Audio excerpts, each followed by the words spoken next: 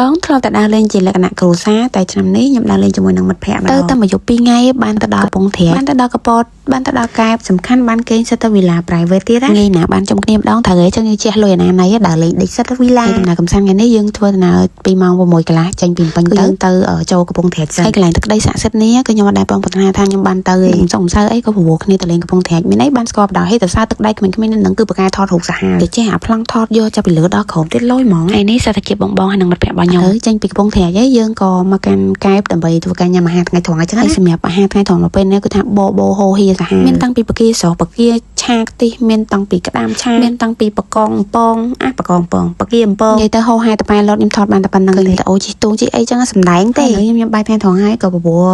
ចែមកដើរលេងនៅឆ្នេរកែបអញ្ចឹងហើយខ្ញុំបាយថ្ងៃត្រង់ជុំគ្នាហើយយើងក៏បានចេញដំណើរទៅកាន់អូតែល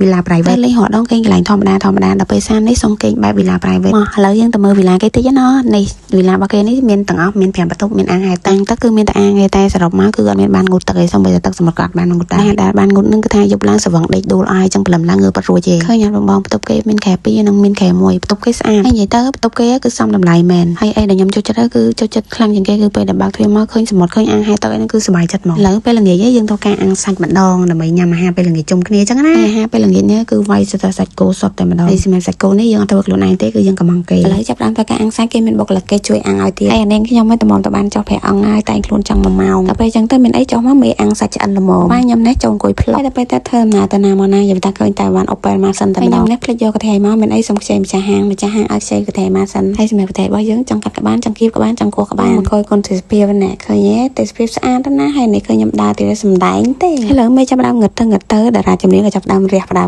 ដែរអ្នកហូបចុកក៏នៅហូបចុកទៅអ្នករំក៏នៅរំទៅទៅពេលអ្នករំព្រលឹមឡើងសួរថាអ្នកណាគេរំយប់មិញក៏ថាមិនគាត់អ្នករំទេគឺស្រាអ្នកបញ្ជាភ្លឺឲ្យពួកយើងរៀបចំចិញ្ចនាទៅខាងខេត្តកពតគ្នាចង់ឡើងមិនដឹងទៅណាមិនទៅសេះសមុទ្រជាពិសេសសមុទ្រមកទៅកាហ្វេមើលភ្នំវិញចង់និយាយទេអាទេសភាពនៅលើភ្នំនៅហាងកាហ្វេគេនឹងនិយាយថាស្អាតរួយស្អាតធ្វើវីដេអូចូលចិត្តថតរូបអីគឺអាចមកហាងកាហ្វេនេះបានថតស្អាតឥឡូវពួកខ្ញុំចេញពីហាងកាហ្វេទៅកាន់ដងទេធីមរបស់ខ្ញុំនេះសហការគ្នាបានល្អមែនទែនហ្មងទាំងការហូបចុកហូបប៊ីយ៉ាឬមួយក៏